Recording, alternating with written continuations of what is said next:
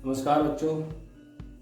फिर हम उसी यूनिट फर्स्ट का इलेक्ट्रिसिटी का हम यूनिट जो फर्स्ट है इलेक्ट्रिसिटी फिजिक्स में, उसका हम 14 चैप्टर वैद्युत चालन लेके आए हैं और उसमें ये वैद्युत चालन का तीसरे भाग में आपका बहुत बहुत स्वागत है। तो वैद्युत चालन का भाग थर्ड है, ये भाग 2 पिछले वीडियो में आपको बता दिए गए हैं। तो इसमें भाग थर्ड जो है उसमें मैं आपके लिए लेके आए हैं। तो चलो शुरू करते हैं। पहला इसमें टॉपिक है वैद्युत विशिष्ट चालकता। विशिष्ट चालकता तो अभी हमने पढ़ा था विशिष्ट प्रतिरोध, और प्रतिरोध और चालकता एक दूसरे के उल्टे होते हैं। तो इसमें बहुत ही सिंपल है, हम क्या करेंगे कि विशिष्ट प्रतिरोध के व्युत्क्रम को, विशिष्ट प्रतिरोध के व्युत्क्रम को विशिष्ट चालकता कहते हैं।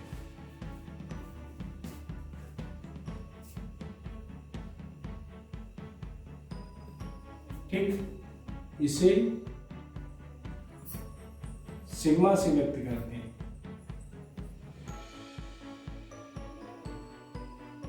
ठीक, तो सिग्मा बराबर 1/ρ।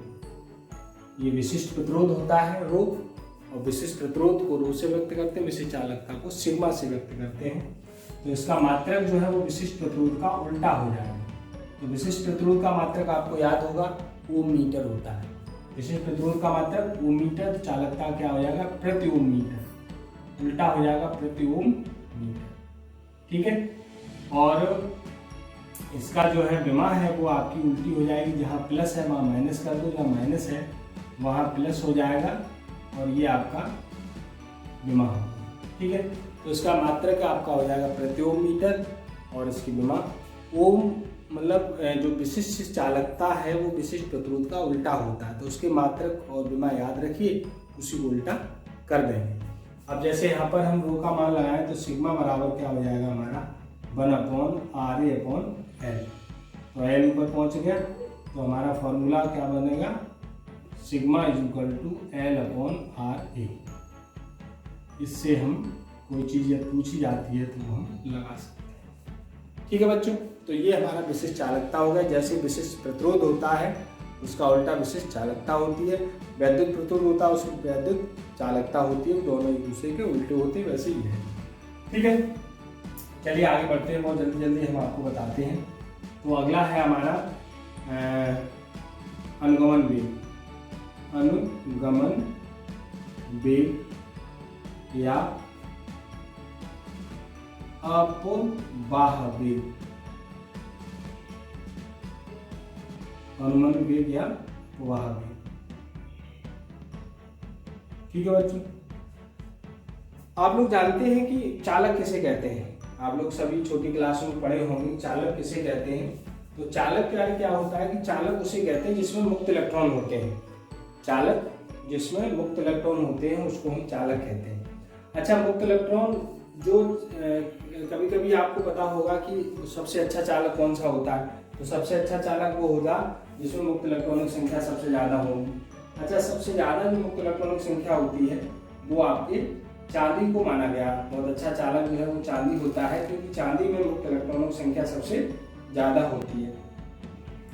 तो ये आप ध्यान रखेंगे कि मुक्त इलेक्ट्रॉन जो होते हैं उनमें वही चालक कहलाता है जिसमें मुक्त इलेक्ट्रॉन सबसे ज़्यादा होते हैं। तो अपवाह वेग क्या, अच्छा मुक्त इलेक्ट्रॉन क्या है, जो फ्री है, यानी कि जो मुक्त इलेक्ट्रॉन ही का मतलब है फ्री। तो किसी चालक में जो मुक्त इलेक्ट्रॉन होते हैं वो फ्री रहते हैं। फ्री रहने का मतलब ये है कि वो अनियमित रूप से गति करते हैं, इधर उधर भागते दौड़ते भागते रहते हैं।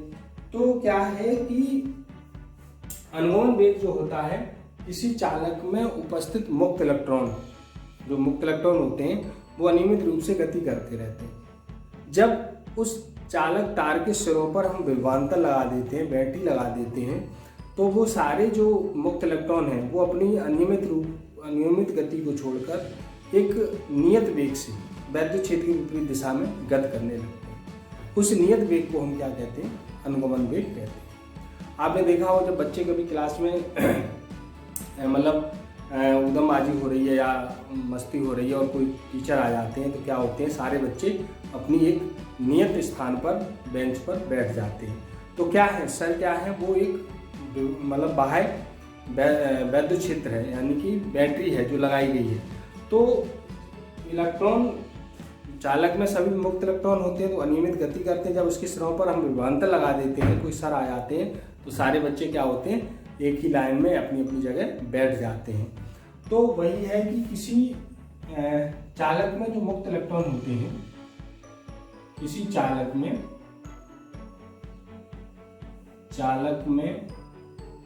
उपस्थित मुक्त इलेक्ट्रॉन अनियमित रूप से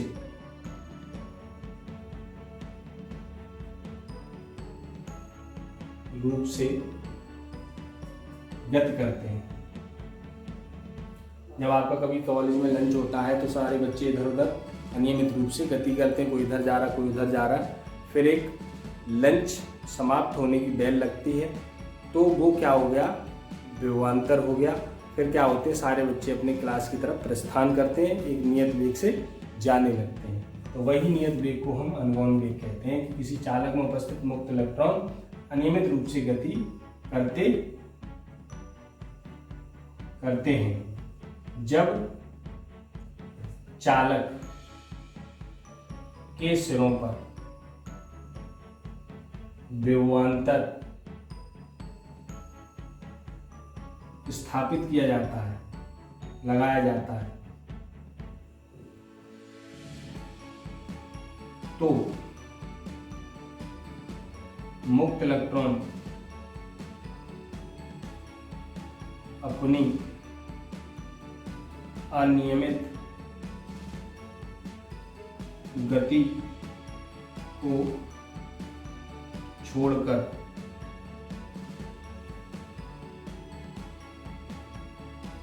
वैद्युत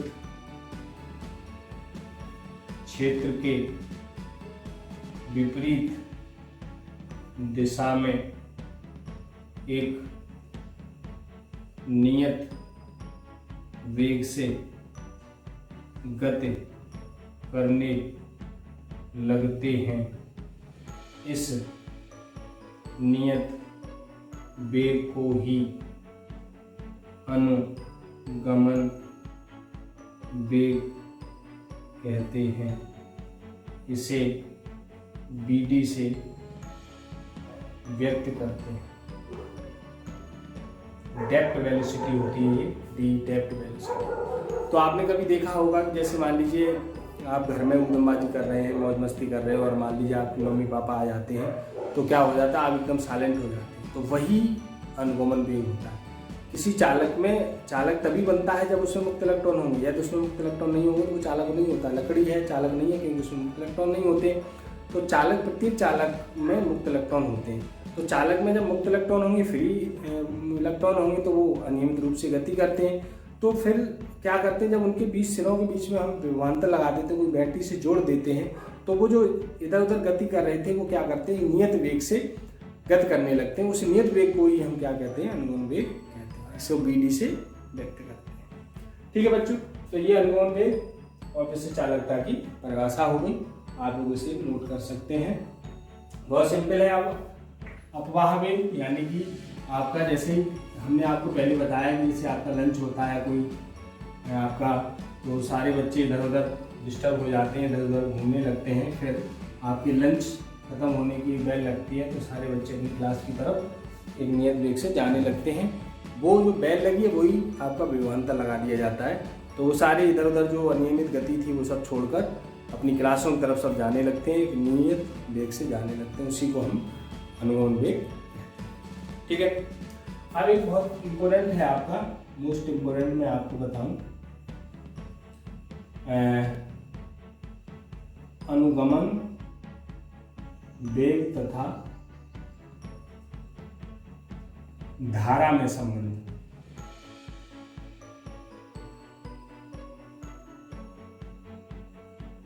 अनुगमन वेग तथा धारा में संबंध। ये बहुत इम्पोर्टेंट है, कई बार आता है, तो आप इसको ध्यान रखेंगे। तो इसको जो है हम करते हैं। चलिए, तो इसके लिए क्या करेंगे, हमें एक चित्र बना लीजिए। मान लीजिए ये हमारा एक तार है, ठीक है, ये क्या है, तार है। इसके अनुप्रस्थ काट का क्षेत्रफल A है, इसकी जो लंबाई है वो L है। इस तार को एक बैटरी B वोल्ट की बैटरी से कनेक्ट किया गया है, जोड़ा गया है, B बैटरी से जोड़ दिया है। इसमें मुक्त इलेक्ट्रॉन है और मुक्त इलेक्ट्रॉन के प्रत्येक इलेक्ट्रॉन का वेग जो है वो BD है और इसमें मुक्त इलेक्ट्रॉनों की जो संख्या है वो जो है मान लीजिए इसमें N है। मुक्त इलेक्ट्रॉन, एकांक आयतन में मुक्त इलेक्ट्रॉन की संख्या N है। तो ये तार है, इसकी लंबाई L है, इसकी क्रॉस सेक्शन एरिया A है। इसके सिरों के बीच में हमने बैटरी से दोनों सिरों को कनेक्ट कर दिया है।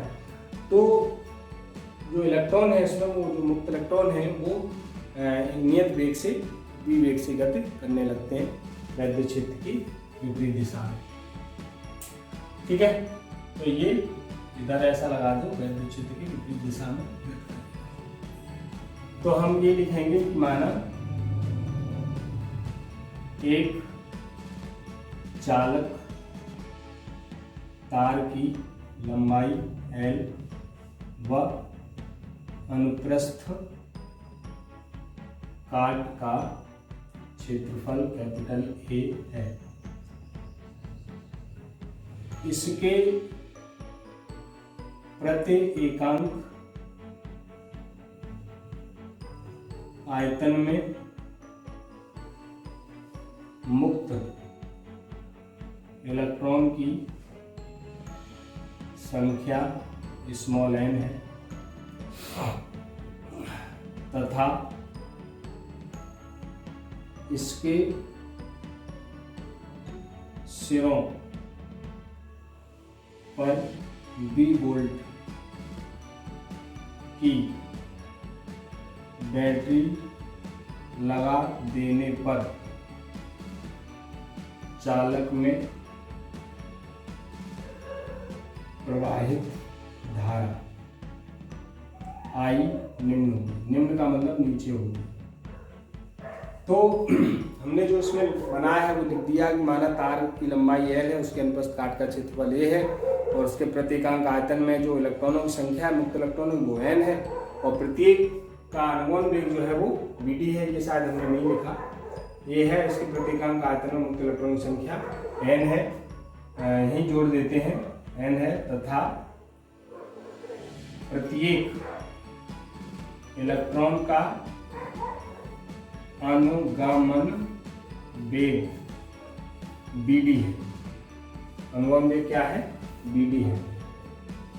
इसके सिरों पर भी वोल्ट की बैटरी लगाने पर चालक में प्रवाहित धारा I निम्न होगी। तो I हम लोग जानते हैं, I बराबर Q/T होता है। ये समीकरण। यहाँ तो कोई प्रॉब्लम? माना तार की लंबाई L है, इसका सिरे का क्षेत्रफल कैपिटल A है, इसके एक प्रत्येकांक आयतन में मुक्त इलेक्ट्रॉनों की संख्या N है और प्रत्येक इलेक्ट्रॉन का जो अनुगमन वेग है वो BD है। इतना लिखना है। फिर इसके सिरों पर हमने जब B बैटरी लगाई है तो इसमें धारा चलेगी, तो वो धारा कितनी होगी? I बराबर Q/T। तो ये जरूरी नहीं कि जैसे हमने ऐसे लिखा है आप ऐसे लिखें, बस इसको जो चीज़ें हैं वो आगे पीछे हो जाए कोई दिक्कत नहीं। आपको इसका सारा बताना है कि तार की लंबाई L है, उसके अनुप्रस्थ काट का क्षेत्रफल A है, उसमें अनुगमन वेग BD है, मुक्त इलेक्ट्रॉन संख्या N है, उसके सिरों पर विभवांतर B लगाया गया या बैटरी B लगाई गई। तो ये आप अपने तरीके से कैसे भी लिख सकते हैं, ये आपको लैंग्वेज थोड़ी सी लिखनी है। और प्रवाहित धारा हम लोग जानते हैं Q/I Q/T होता है, ठीक है। चलिए अब इसके आगे हम बताते हैं आपको कि एक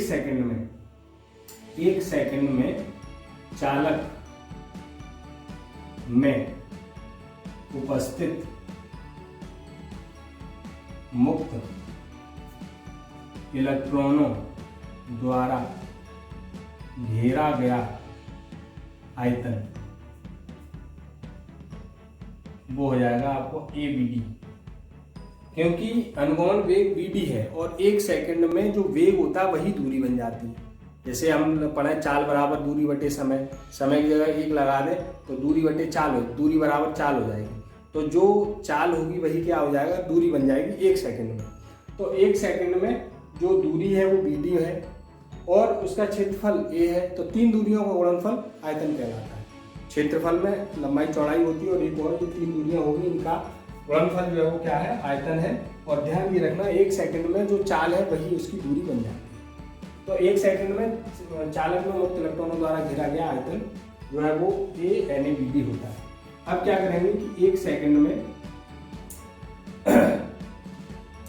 चालक में उपस्थित मुक्त इलेक्ट्रॉनों की संख्या। देखो यहां पर हमने लिखा है कि प्रति एकांक आयतन में मुक्त इलेक्ट्रॉनों की संख्या n है। एक आयतन में इलेक्ट्रॉनों की संख्या कितनी है, n, और हमारे पास आयतन कितना है, abd। जब एक आयतन में इलेक्ट्रॉनों की संख्या n है तो abd में कितना हो जाएगा, उसका गुणा इसमें हो जाएगा। ध्यान रखिएगा, एकांक आयतन में मुक्त इलेक्ट्रॉनों की संख्या है n, एक आयतन में इलेक्ट्रॉनों की संख्या n है और हमारे पास आयतन कितना है, abd। तो मुक्त इलेक्ट्रॉनों की संख्या कितनी हो जाएगी, NaBd। ठीक है। तो ये 1 सेकंड में मुक्त इलेक्ट्रॉनों की संख्या होगी पूरे चालक में। 1 सेकंड में चालक में उपस्थित इलेक्ट्रॉनों की संख्या NaBd होगी। अब 1 सेकंड में चालक में प्रवाहित आवेश। अब हमने पढ़ा है कि आवेश Q बराबर Ne होता है। आवेश क्या होता है, Q बराबर Ne, यानी इलेक्ट्रॉनों की संख्या में इलेक्ट्रॉन के आवेश का गुणा हो जाता है। इलेक्ट्रॉन हमारे पास इतने हैं और इसमें इलेक्ट्रॉनों की जो संख्या होती है उसमें E का गुणा कर दें तो वो आवेश हो गया।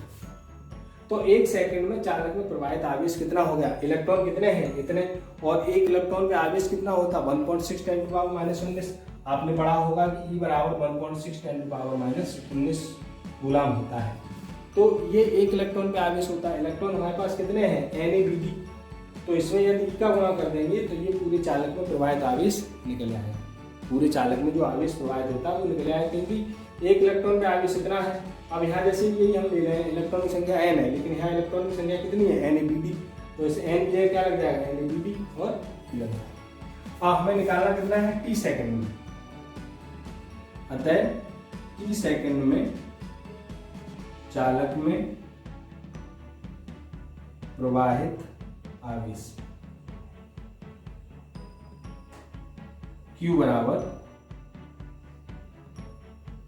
इसमें आवेश Q बराबर NaBd E × T, क्योंकि ये 1 सेकंड में, तो t सेकंड में t का गुणा हो जाएगा।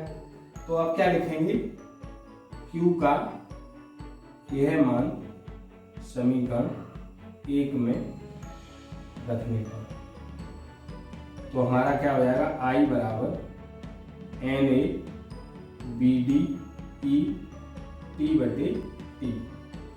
T से ये T कैंसिल हो गया, तो I बराबर NaBd E। ये हमारा अनुगमन वेग और धारा में संबंध है। अनुगमन वेग और धारा में रिलेशन हो गया, I बराबर NaBd E। ये B नीचे है, सापेक्ष में है, ये B के नीचे लगा हुआ है, BD सापेक्ष में है। तो ये इस तरह करके हमारा बहुत महत्वपूर्ण क्वेश्चन है कि अनुगमन वेग और धारा घनत्व में, वो अनुगमन वेग और धारा में संबंध होता है।